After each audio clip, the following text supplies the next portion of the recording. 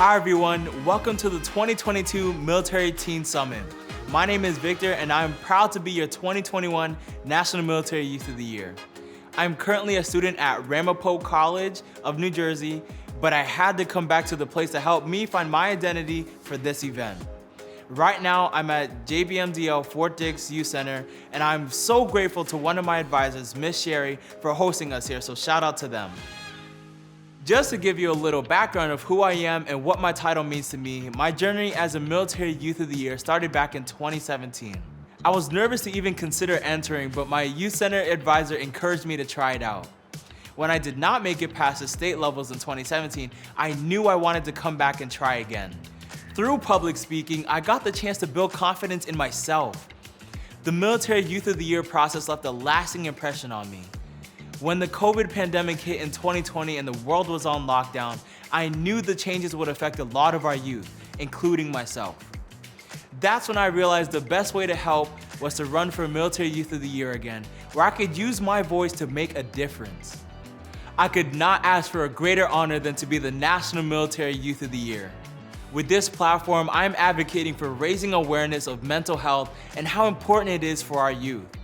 In our youth, I see future leaders that can change the world, and I want them to have the opportunity to enter a club, a youth center, or a program to expand their horizons and chase their dreams, knowing that they have a loving, supporting group in their corner.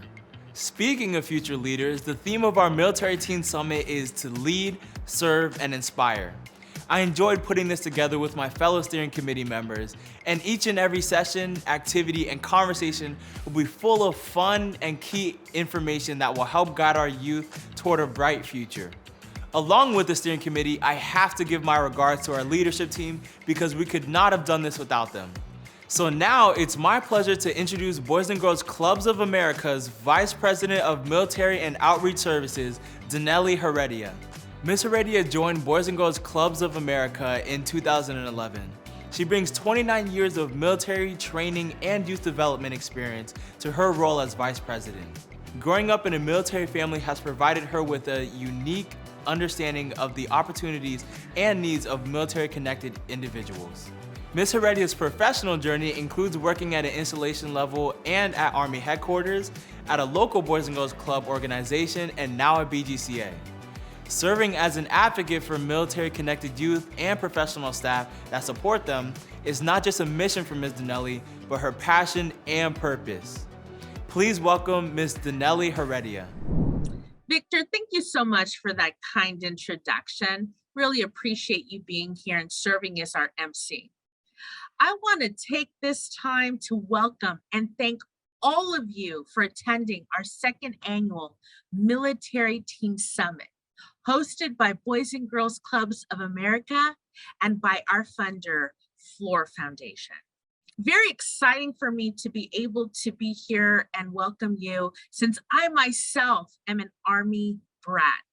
Very proud of that title and connected to all of those young people that are part of our military family is a very beautiful and exciting thing.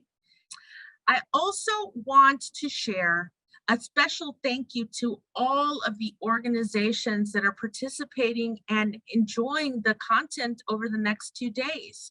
We have young people and advisors from all of the branches of service. We have young people and advisors located all throughout the United States and all over the world. And we also have teens and advisors that are part of clubs and native programs and lands that are connected to BGCA and the Salvation Army. Now, it's been a crazy time over the last 2 years, and it is an opportunity for us to celebrate each other, to recognize our accomplishments, and hopefully during our time together, you'll be able to hear some amazing information developed by our Military Teen Summit Steering Committee. They've come together to envision, to develop, and then to showcase all of the wonderful information that they are going to share with you. Our steering committee uses their voice every single day, and they want to share their voice and their thoughts with all of you as an audience. And so as you're going through the next 2 days, give some shine to the steering committee because they created this event as teens for teens, which is a really important thing for us to acknowledge and recognize. I want to share with you that the theme is lead, serve, and inspire. And some of the sessions that are going to be discussed are leading and inspiring session, serving, community service, overcoming and achieving, and connecting and bridging gaps. All of this information is going to be helpful and valuable and hopefully really help you to reflect and pull some skills that maybe you didn't previously have. I would now like to introduce Mrs. Patricia Barron, Deputy Assistant Secretary of Defense for Military Community and Family Policy. She's joining us to share some thoughts, and we're so excited to have her. Have a great summit, everyone. Hi, everybody. My name is Patty Barron, and I am the Deputy Assistant Secretary of Defense for Military Community and Family Policy. What does that mean to you? Probably not a whole lot, but what I can tell you is that I am a military spouse of 30 years, and I raised 3 kids in the military community. They are adults now, and they are thriving. I understand that you make sacrifices for our country and for your families. You move, you adjust to new schools, and you see much more of the world than your civilian friends ever do. You say goodbye to tons of friends, and you make new ones many, many times over. It's not always easy, and yet you do it. Why? Because you're go-getters, and I'm so proud of you. Each of you has a unique voice rooted in these experiences. The more you use your voice, the more you will discover when and how to put that voice into action. And action is the operative word. It all begins with the conversation. And I know that you're going to do a great job. I applaud you for attending today, and I thank you for the invitation to speak with you. Thank you, Ms. Barron, for your encouraging words. Our 2022 Military Teen Summit is the culmination of several months of planning by a group of teen leaders who I'm happy to now call my friends. Let's meet this year's steering committee.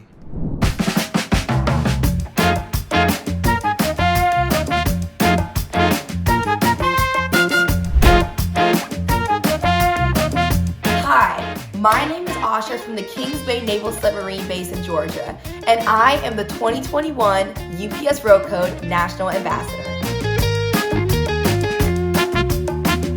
Hi, I'm Fredriani from USAG Fort Knox, Kentucky, and I'm your 2021 Midwest Youth of the Year. Hi, I'm Gianni from USAG Fort Carson Youth Services, and I'm the 2021 Southwest Military Youth of the Year. Hi, I'm Kyla from Patrick Space Force Base in Florida, and I'm the 2021 Southeast Military Youth of the Year. Hey, I'm Michael from Spangdahlem Air Base in Germany, and I am the 2021 Overseas Military Youth of the Year. Hi, I'm Nakaya from USAG Hawaii and the 2021 Pacific Military Youth of the Year.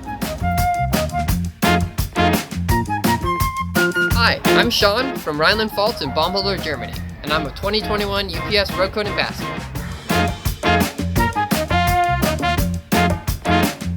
Hi, my name is Victor. I'm from the JBMDL Fort Dix Youth Center, and I'm the National Military Youth of the Year.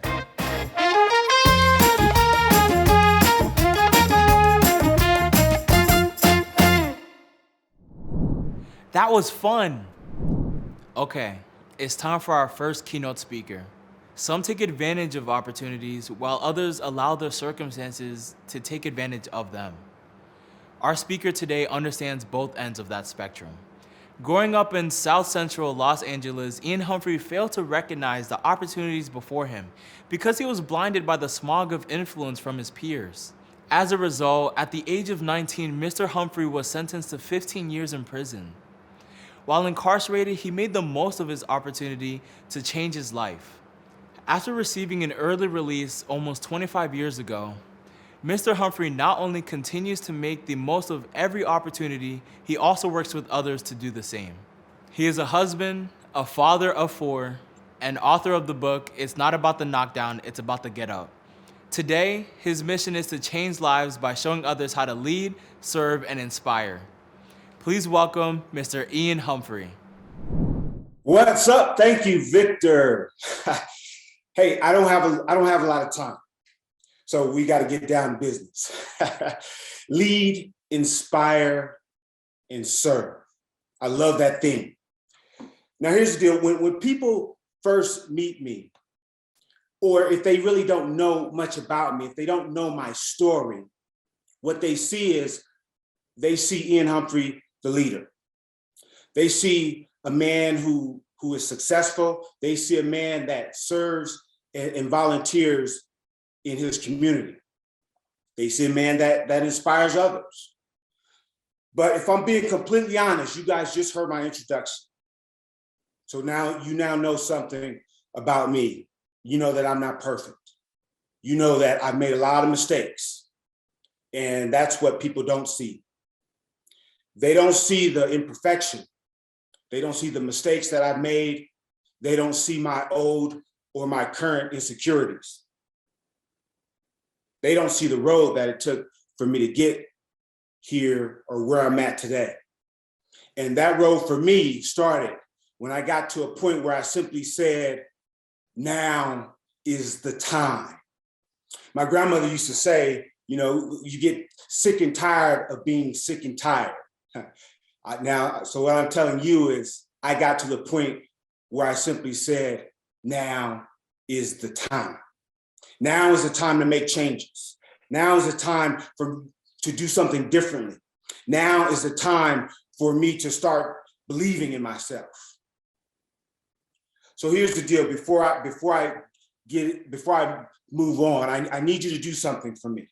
I know you guys are all over the nation right now, but here's what I need. No matter where you're at, I need you to repeat something. And you can say it out loud, or you can say it in your mind, or you can type it in the comment box. All right? But I need you to repeat after me. Now is the time. Yeah, let's do that. We're going to do that one more time. But this time, I need you to think about your goals. I need you to think about your hopes and your dreams. I need you to think about ways that you can lead, ways that you can inspire, and ways that you can serve. And I need you to see yourself accomplishing those things. All right? So again, repeat after me. Now is the time. Yes. Now is the time. Now is the time to lead. Right now is the time to inspire. And now is the time to serve.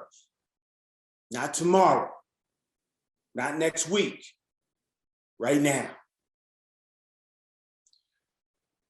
Someone once told me, they said, if you help enough people get what they want, then you'll get everything that you want.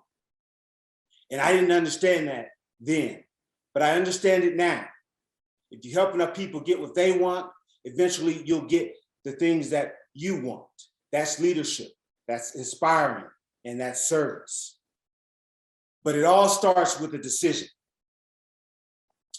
When I decided to lead, when I decided that I was going to try to inspire, when I decided that I was going to serve others, I had just been sentenced to 15 years in prison for armed robbery and assault with a deadly weapon.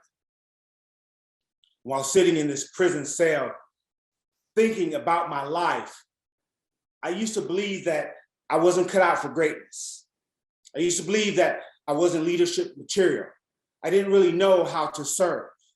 My shirt has Muhammad Ali on it, and it says, I am the greatest. He's someone that I admire.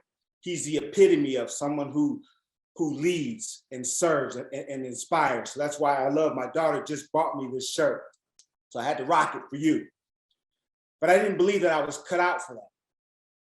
I guess you could say, I believe that my past, because of my past, that leading and inspiring others just wasn't something that I could do. Now, when I first was sent to prison, like a lot of inmates, I spent a lot of time in the library. And I was reading books on personal development and leadership. And the prison library only had like 4 books on leadership. So I read all of them. I said, I want to try to be a better leader. I want to change my life. So I read all these books, and I got to be honest. I read all 4 of those books and I was confused.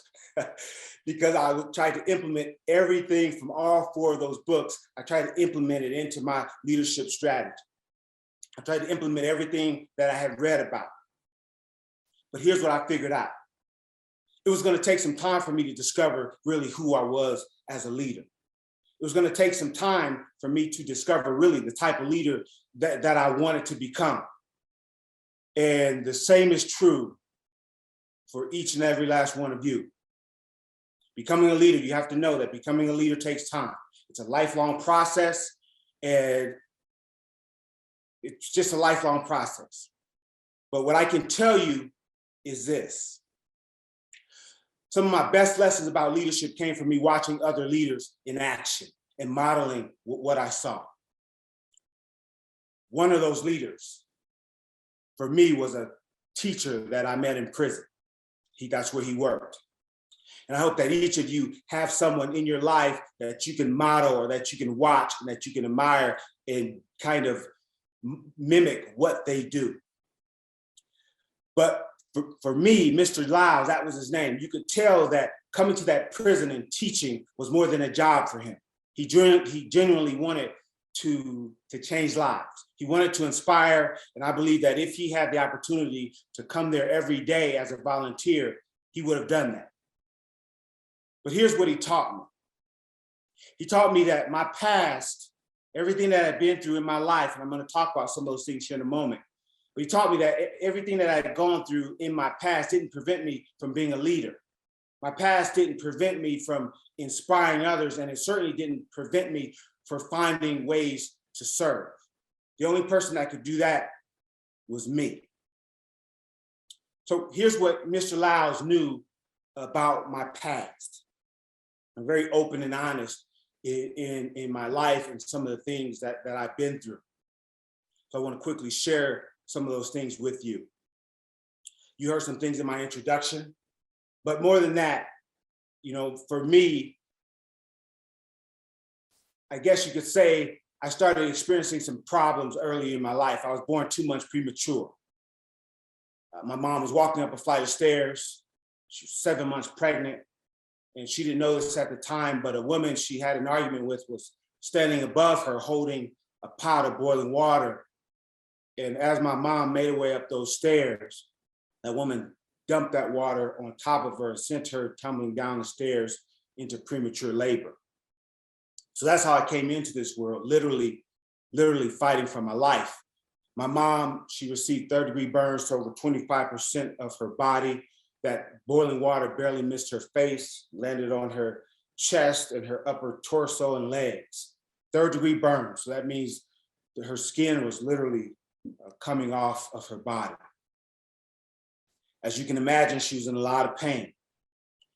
And when she was finally able to leave the hospital, or when we were able to finally leave the hospital, the doctors prescribed some medication to her to help her deal with that pain. While on that medicine, it would make her drowsy, so she really couldn't watch me. So I bounced around a lot because my mom had difficulty watching me. I'd stay with my mom, I stayed with my grandmother, I stayed with neighbors, family members, and friends, and then back to my mom's house. I did that for the first 3 years of my life. When I was 3 years old, I was back at my mom's house. Now, for any of you that have ever babysat, if you have younger siblings, you know how hard it is to watch little kids. So when I was 3 years old, I got into my mom's purse and I found the medicine, I found the medication that she was taking, and I opened the bottle and I swallowed everything in it. Now today, if you take any kind of medicine, if you ever seen vitamins, Flintstone vitamins, you can't take that top off. It's got like a safety child-proof deal on it. You got to know kung fu, karate, you got to know some kind of, you got to have special skills to get it open. You can't just take it off. However, when I was 3, it didn't have that safety deal on there. You could just open it like Tic Tacs, and that's what I did. I opened the bottle and I swallowed everything in it. And when they found me, they called the hospital, they called an ambulance, and they rushed me to the hospital. On the way to the hospital, my heart stopped multiple times, and eventually I went into a coma. Now, even though I survived that accident, the state of California, they did an investigation. And the conclusion that they came to was they blamed my mom for that accident. So they removed me from my home. They took me away from my mom. I was made a ward of the state, and eventually I went into the foster care system.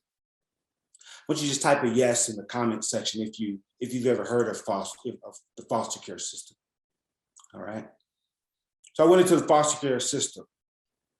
And shortly after I arrived to one of those foster homes, for reasons that I can't explain, my foster mom, Miss Alexander, she abused me in a lot of different ways.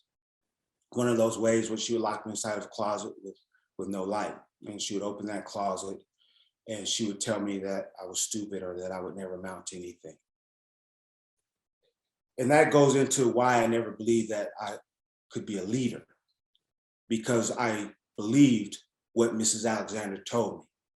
She used to tell me that I would never amount to anything. So I believed it.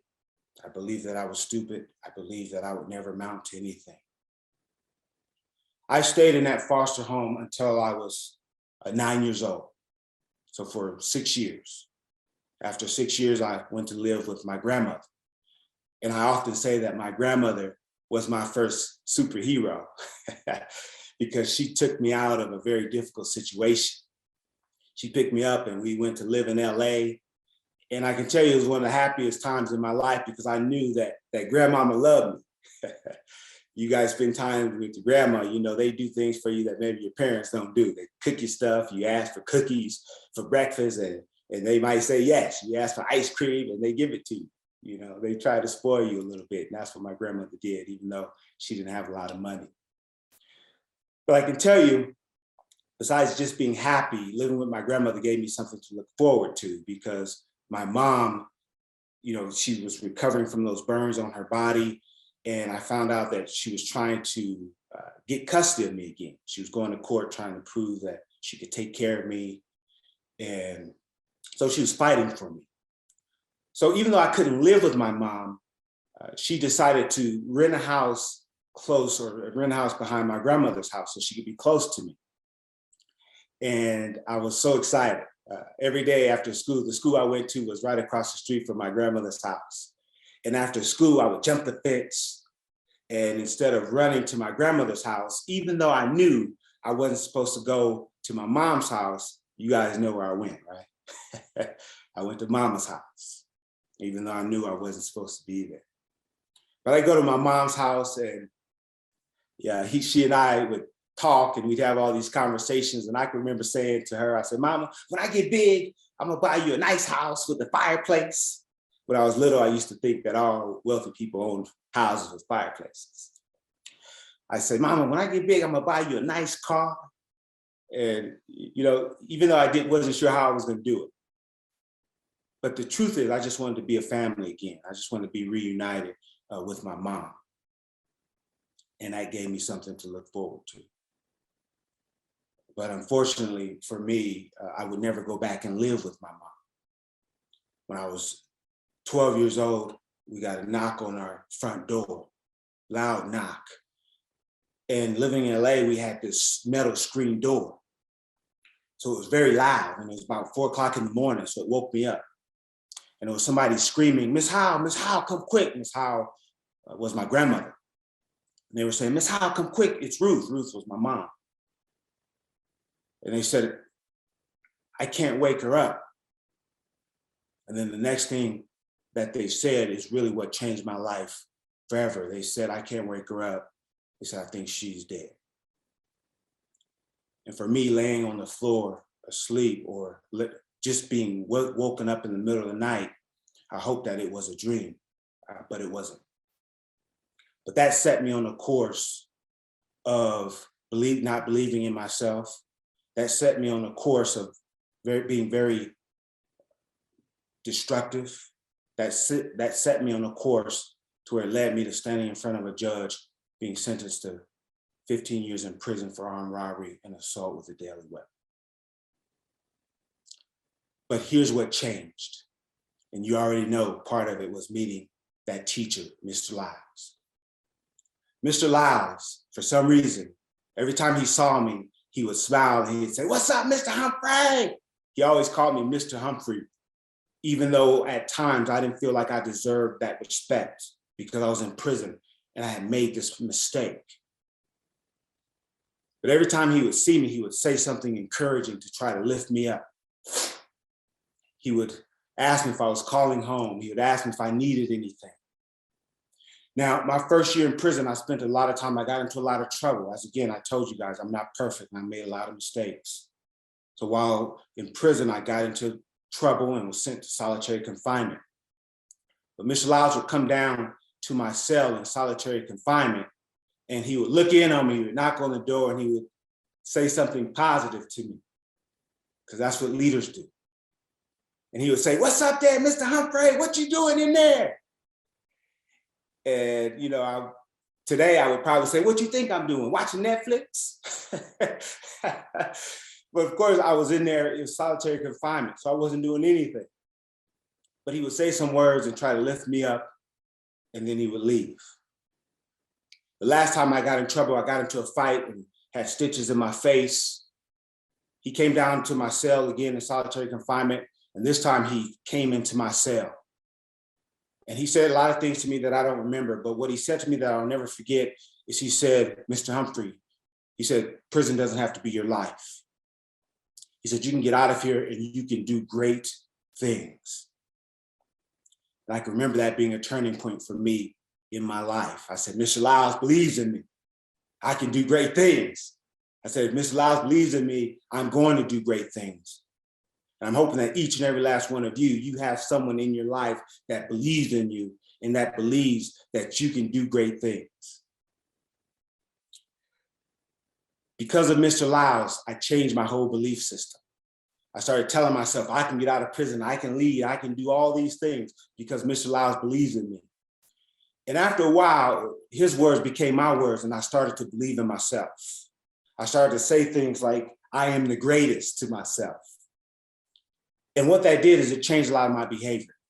I started to actually believe that I could lead, that I could get out of prison and do great things. After 4 years, I stood in front of a parole board because in prison, every so often, you're allowed to at least stand in front of a parole board and prove, or at least try to explain to them that you changed, submit evidence of classes that you've taken, and hopefully they will let you out early. So I stood in front of a parole board. And I can remember them saying, "Mr. Humphrey, what are you gonna do when you get out of here?" And Mr. Lyles, his words came back to me and I said, "I'm gonna do great things." And they approved my parole. And I walked out of that prison over 25 years ago and I've never been back. So for me, that's something that I like to tell people because that's what started my path to greatness. That's what started my path to becoming the leader that I am today, one person. I walked out of that prison 25 years ago. And now today I've achieved a lot of things that I did not believe that I could ever achieve, But more than that, since my release, I've been able to lead by example. I use my story to inspire others, and I've been able to serve others in many different ways. One of those ways is I go back to prisons and I teach communication classes. I teach leadership classes, and I try to give back.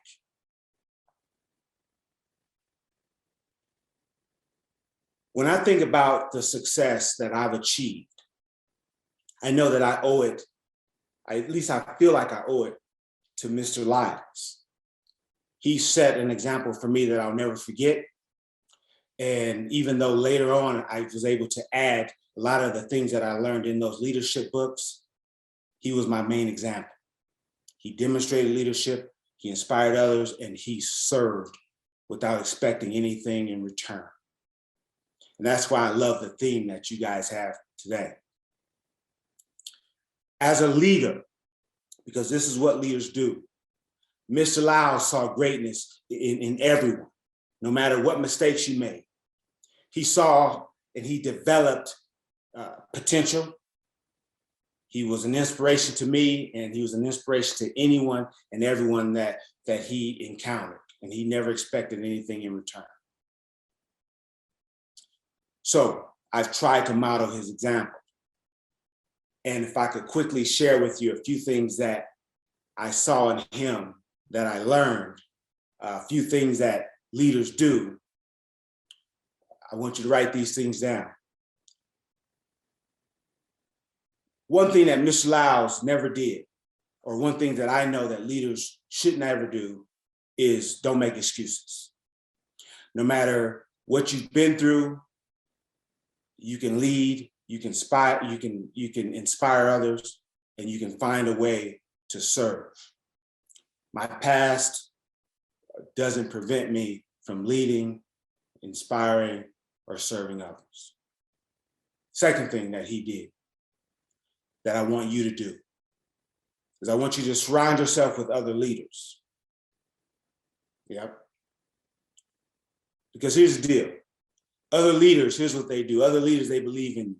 They understand you like no one else does, and they will lift you up when you need it. And that's what Mr. Lyles did. Something else, or the third one, is take some chances. Now, what I mean by that, I mean, do something that scares you. Right now, I've been able to travel nationally and internationally as a speaker, but let me explain something to you. Each and every time before I speak, I gotta tell you, it scares me. But I do it because I know it's important. So do something that scares you, but something that you know is necessary. And the last one is refuse to give up. Leading, being inspiration, and serving others is never easy. You can have good days, you can have bad days, but I can tell you in the end, it's necessary. So real quick, I want you to type in the comment box one thing that you think you can do to be a better leader, to inspire, and to serve others, all right? Now, I said this earlier. I walked out of prison 25 years ago. And when I walked out of that prison, here's what I knew. And here's what I want you to remember. We're all chosen to lead, but not everyone chooses to lead. It all starts with a decision.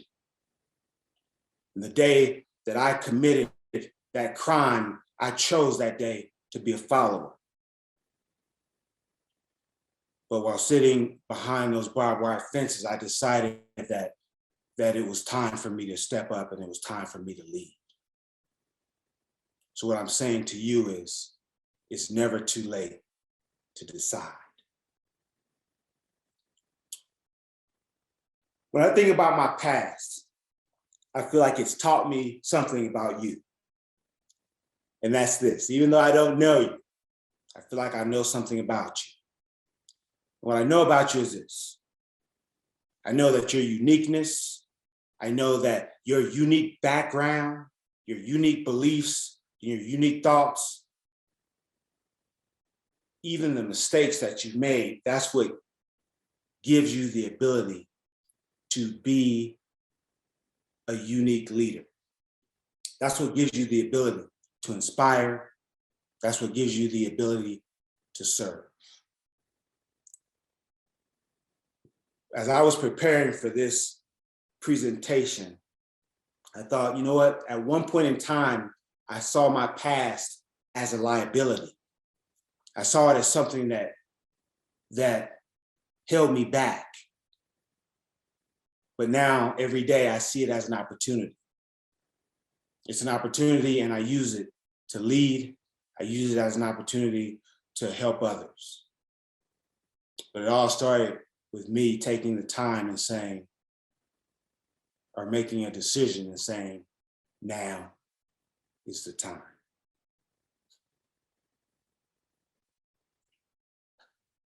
Before I close,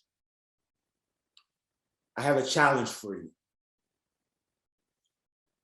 I want to challenge you, the Military Youth Center. And I want to challenge you, the Boys and Girls Club. Over the next couple of days, I want to challenge you to look for examples of leadership. Look for people that inspire you, find people that serve others, and make it your business to talk to them. Make it your business to learn from them. Make it your business to be more like them. So here's how I'm going to close this. I want to close it the same way that we started. I want you to think about your goals. I want you to take a second and think about your hopes and your dreams. I want you to take a second and think or to see yourself as a leader, see yourself inspiring, and see yourself serving others. Can you see that? Now, I want you again to repeat after me. Now is the time. Now is the time to lead.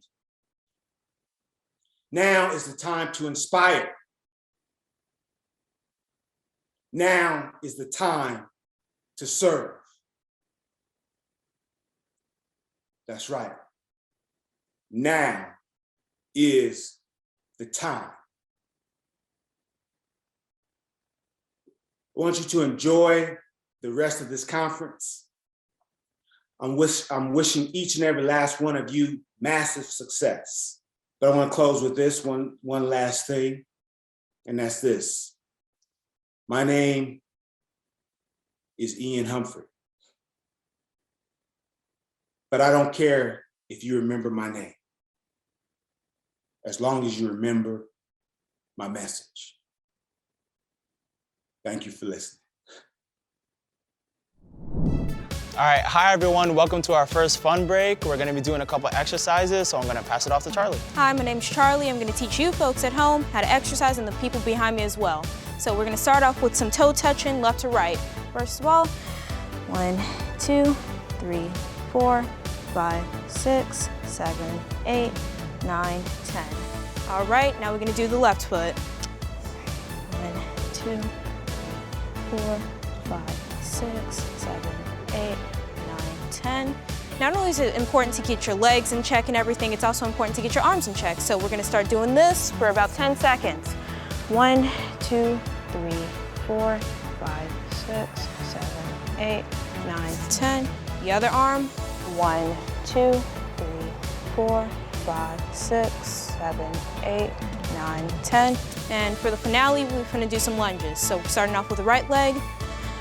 1, 2, 3, 4, 5, 6, 7, 8, 9, 10. Push back up.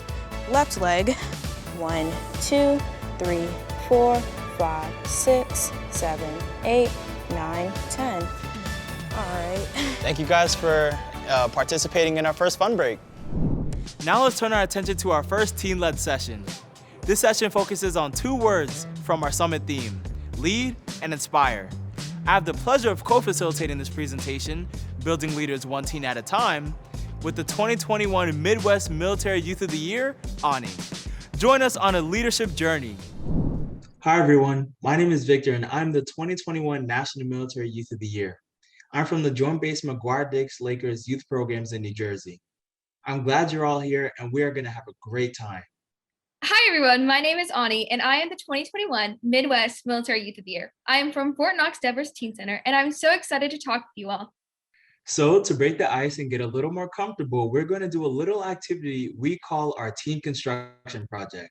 With this activity, I want you all to imagine that we are all in the construction business. Think about all the tools and materials needed to build and create amazing things like buildings, houses, and facilities like your own youth center. While you give that some thought, we'll ask a few questions for you to consider.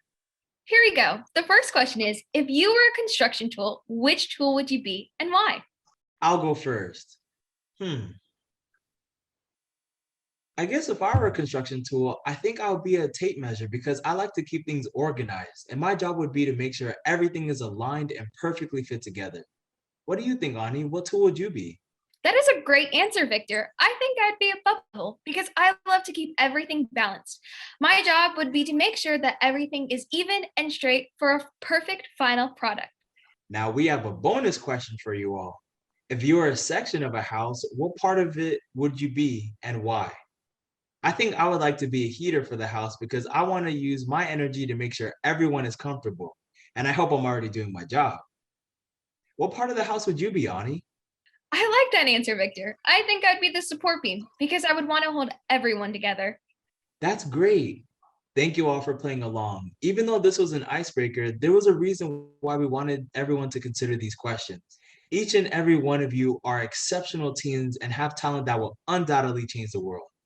We all have a role in making those changes, and the different tools that you all thought about signify the different ways in which you would make an impact on your community. Moving forward, we will now discuss how our sessions on building leaders will pan out. We are going to grab our construction hats and tools to first find our passion, use our passion to make an impact to inspire others, and be resilient. First on the list is finding your passion. Wait, Victor, we can't start yet. What? Why? We forgot our hard hats. We have to put them on. Oh yeah, I totally forgot. Before we build new leaders, we have to make sure we practice safety rules of construction first. Now that we have our construction hats on, let's get back to finding your passion.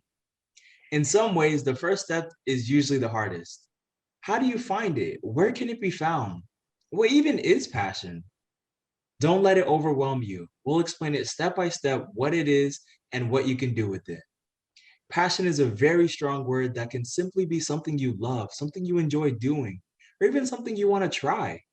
It can be a goal or aspiration you have and that you want to pursue. Personally, ever since I could walk, I loved the game of basketball, so obviously I wanted to play in the NBA. When I was 9, though, I also became really interested in law and becoming a corporate lawyer. It wasn't until last year that I realized that I wanted to be a corporate lawyer for the NBA, and now I'm in college. So it's okay if you have many different passions you want to explore.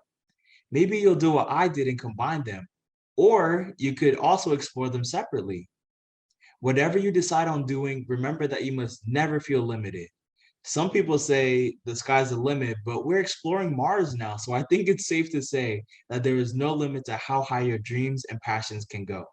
Hey, Ani, is there something you are really passionate about?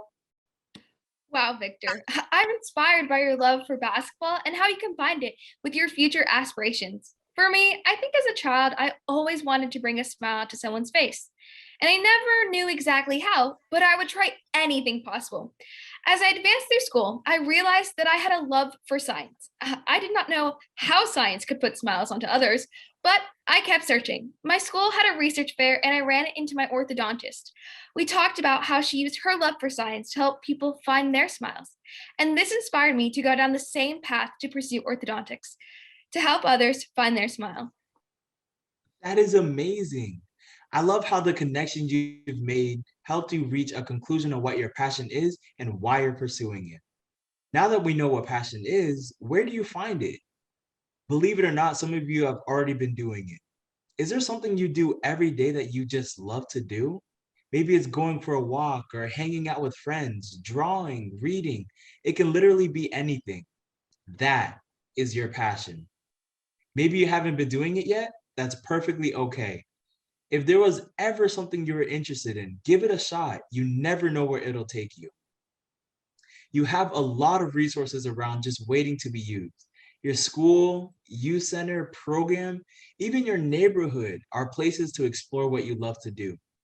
And just because you found one passion does not mean you can't continue to explore. Enjoy the process and see what life has to offer. Finding your passion is also the first step in becoming an amazing leader. Victor is completely right. Once you search high and low for your passion, we want you to use your passion to make an impact to inspire others. This will create a domino effect to create teen leaders everywhere, from your community, state, nation, and even the world. This seems a little tedious, but I know you can do it.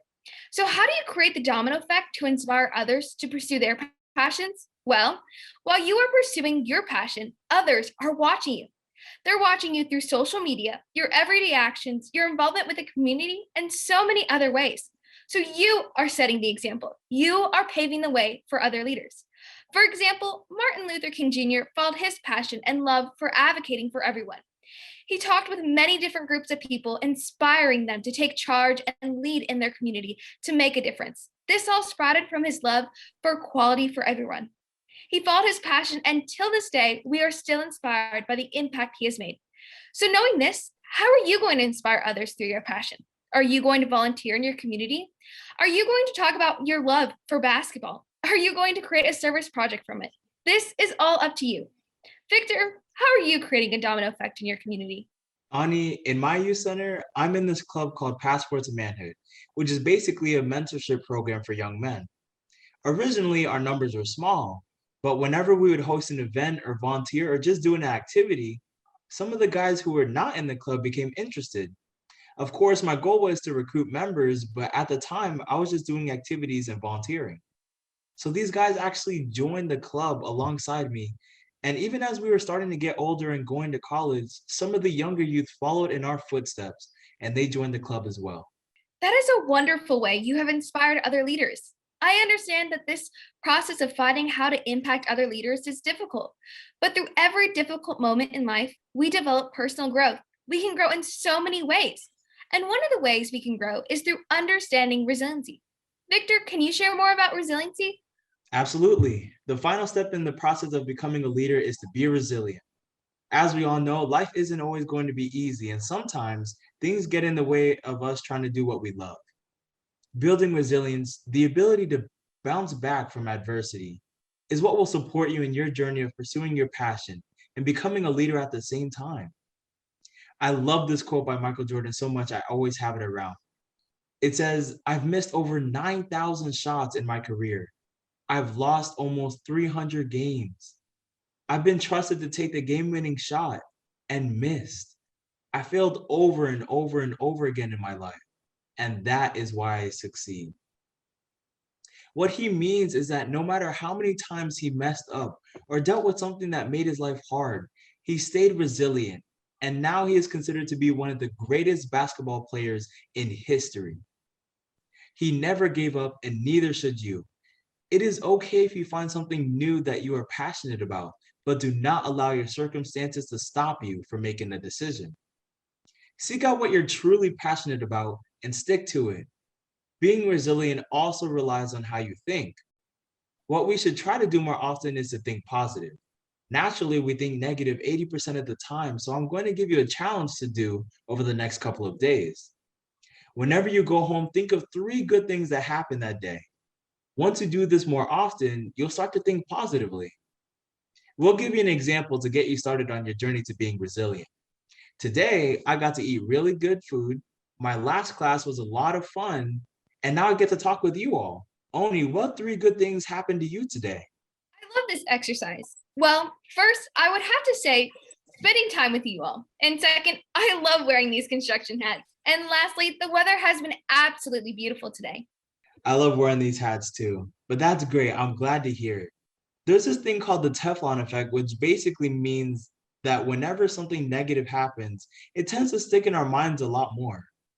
What this challenge will do is help do the opposite and make positive things stick in our mind more often. This line of thinking is really important in your journey to becoming resilient and becoming a leader as well.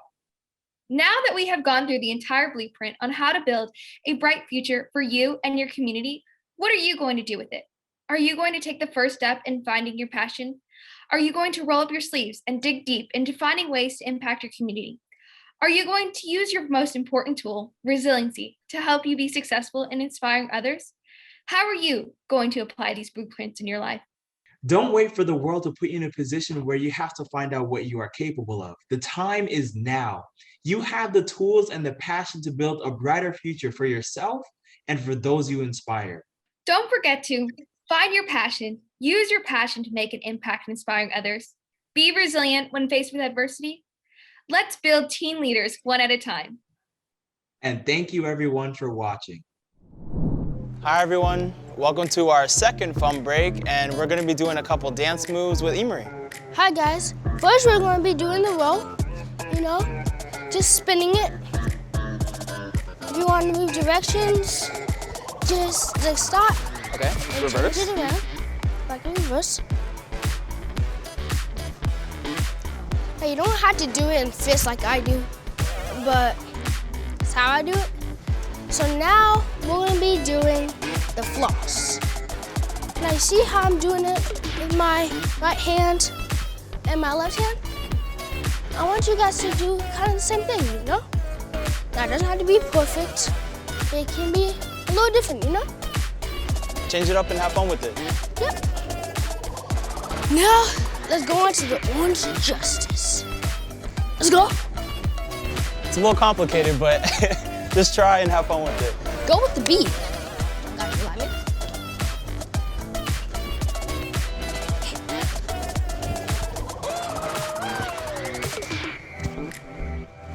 All right, thank you guys for participating in our second fun break.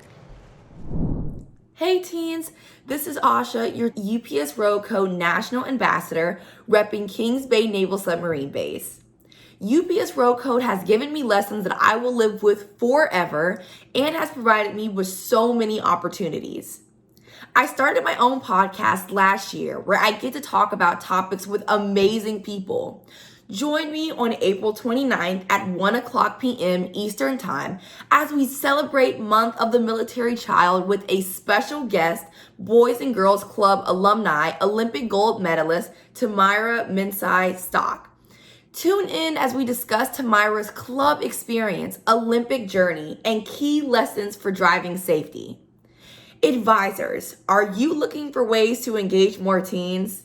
Sign up for UPS Road Code, our premier teen safe driving program featuring new virtual reality headsets, which is a great way to grow your teen program, support the community, and help drive change to keep families safe. Sponsored by the UPS Foundation, Road Code teaches key defensive driving skills for drivers and passengers through fun, interactive lessons. The full program only takes around 4 hours and can be implemented with all teens on your military installation or Boys and Girls Club in your community.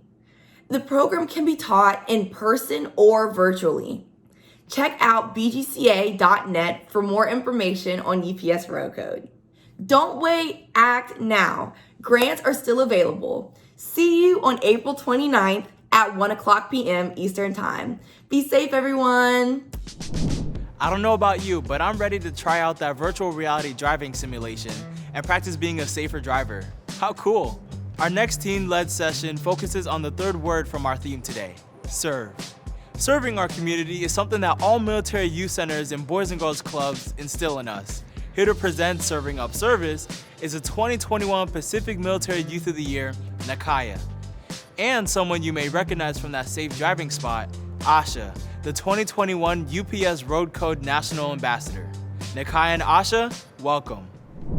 Hello everyone, I am Nakaya, a teen formerly from the USAG Hawaii Teen Center, currently majoring in political science at Howard University, and the 2021 Pacific Military Youth of the Year. I'm so excited to be here today. Hello, everyone. I am Asha, a teen from the Naval Submarine Base in Kings Bay, Georgia, and the current UPS Road Code National Ambassador. I will be attending Regent University in the fall with a major in marketing and minoring in communications. I am also participating in multiple different committees for the Boys and Girls Club of America, like the Presidential Circle, National Keystone Committee, and the Military Teen Summit Committee. I am so excited to be here and share this wonderful experience with everyone. Today's topic is serving up service. Our focus is how to effectively serve and create a positive impact on your community. Did you know that before the pandemic, over 63 million Americans served 8 billion hours a year to support their communities? If you do all the math, that is an investment of almost $300 billion in a year, all from volunteers. But before we get started, let's play a quick game to get to know each other better. We're going to play Would You Rather. I'll start asking questions first, and then you can ask a few, Asha, if that works for you. Great, that works for me. And please, everyone, we want you participating at home too. Feel free to answer the questions with your family and friends at home. Awesome. First question. If you were a superhero, would you rather have the ability to fly or breathe underwater? For me personally, I would like to fly. I know that sometimes, like when I'm in traffic, I can get a little anxious. So just being able to like get where I need to go quickly would definitely help me a lot with that. So I would choose to be able to fly. Then here's the next question. Would you rather go back 10 years in time or forward 10 years, and why? So for me personally, I would probably rather go forward 10 years in time. And my reasoning for that, which I'm sure many of us can relate to, is because middle school was a very tough time. I don't miss it. So I would rather go forward 10 years in time. Nikaya, what about you? I think it's an interesting question. I think I'd probably want to go back 10 years in time, only because there's a lot of things in life that I think I'd love to redo. Okay, Nikaya, now it is your turn. If you were volunteering, would you rather do cleanup at a beach or tutor students? I think I would prefer to tutor students, only because I have a lot of experience in tutoring, and I also really love working with children. I think that is a great answer, and I would probably agree with you. Okay, one more question about volunteering. Would you rather do something on your own or work together in a group? Well, sometimes I prefer working by myself. I really love gaining new perspectives and information from people that know other things than what I do. So I think I would prefer working in a group. Thanks everyone for your participation and sharing your thoughts about these ideas. I hope you enjoyed learning a little bit about us. Let's get started on today's topic, serving up service. Why should you do it and how do you get started? Let's talk about it. Thanks, Nikaya. I can get us started. I have loved being involved in different service projects. Community service to me is important because I love the positive impact that helping people brings. And even if it's tiring, one of the best feelings is realizing that you are a part of something bigger than yourself. So I love being a part of something like that. What are some projects that you've done or served in over the years? Within the program supported by BGCA, I've been involved in beach cleanup, picking up trash, which was really fun because I was able to spend time with other teens and saving our planet. I also assisted in the School Age Center and the Child Development Center for Big Brothers Big Sisters. I was able to help kids with their homework and began to mentor them. I really love connecting with the younger students and helping them succeed. Another volunteer opportunity I loved was Food for Friends. It was distributing food to members of my community. We worked every second Sunday, making sure Hawaii's community is well fed. Those sound so awesome. It's so easy in a day and age where everyone is struggling with issues such as mental health and much more to get caught up in the negatives of life. However, community service creates a place where you don't have to worry or stress about issues, but help others. It's that feeling of finding joy in helping others that makes community service worth it. I agree, Asha. It can be really rewarding. One thing I learned recently is how important it is to build connections to the community you are serving. The goal should be to develop authentic relationships that are based on mutual respect. When we volunteer, it should be a thoughtful contribution to the community and meant to better improve the lives or your environment in others. When that happens, you can feel accomplished. Yes, I know we want to serve our community, but it is also good for us personally. There are so many things that volunteering can do for you. Here's a quick list. First, like we've talked about, it really does help create all those good feelings that keep stress from overwhelming you. It helps build important life skills that you will need for school and work, things like time management and teamwork. You make more friends as you spend time with others. You get ready for college. If you want to go there, it's great for your application. Connects you to those who can write and reference letters and gives you a better chance for scholarships too. When you get your first job, you actually have something to put on your resume. You may not have been paid, but you still show how responsible you are. Volunteering helps you become a better human because you can get to begin to grow your understanding of a wider range of people and issues. You become more empathetic. And finally, we all see bad things in the world. Volunteering creates a platform for us to be able to create change. And that is empowering. We aren't going to be victims, but we are going to do something to at least make our world a little better. Wow, that's a list. But how do you get started? Well, of course, you can start with little acts of kindness. Picking up a piece of trash that blew away, or holding the door for someone, or maybe sitting with someone at lunch that doesn't have a friend group. But when you start something more formal, you probably will want to support a project that's already happening. A few examples could be working with your military youth center or Boys and Girls Club to see if your local child care centers are looking for student volunteers to help lead activities or tutor youth one-on-one. One activity my high school hosted was a school cleanup where students came to collect trash and help our school look nice and clean. Or maybe there's going to be a community event like a 5K race to raise funds for a local group. Running venues are always in need of volunteers to do so many different jobs, from checking in runners or giving out water and snacks. You can also look up a community organization that connects with something important to you. The Special Olympics is a great opportunity to spend the day cheering on young people who are going to be so grateful to have you there. Those are all great ideas, Nikaya.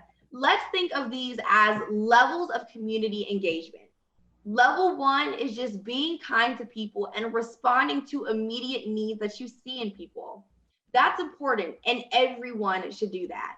Level 2 is when you help out on someone else's project. That's volunteering at the youth center or helping at a community event. And then level 3 is you taking charge. When you see that there is something that you know needs attention and you decide you want to do something about it. That's exciting to do, but it's a little tougher to complete. So how do we get started? Great question. The good news is you are not on your own. BGCA has a guide to take you and other youth at your youth center through the planning process. It's called Teens Take the Lead, and it will take you step by step. That's a great guide. There are 10 sessions that start out with identifying your passion. When we say passion, we mean what is most important to you. It's strong and enthusiastic liking for something. It can be anything that stimulates and challenges you, intrigues you, and motivates you. You can ask yourself some questions like, what is something that makes you happy? Or what are some things that you're really good at? To help you start out, here are some thoughts and ideas that you might not talk a lot about. After you've looked at yourself, you can start to examine your community. These questions can help. What does your community need? Does the need already exist, or will it rise in the future? Do any of your friends have the same thoughts? Keep in mind, just like we talked about earlier, connecting to the community is important. You'll want to do research and some thoughtful planning before you decide on any new projects. This guide will give you lots of practical ways to do that together. You'll learn so much. When you go through this thoughtful process, it's amazing the projects that you can accomplish. Some examples from other teens are creating their own public service announcements about distracted driving. Another group created their own line of teen-focused clothing to raise funds for international aid. That's a big one. But many groups have held bake sales that raise funds for a special project at their youth center.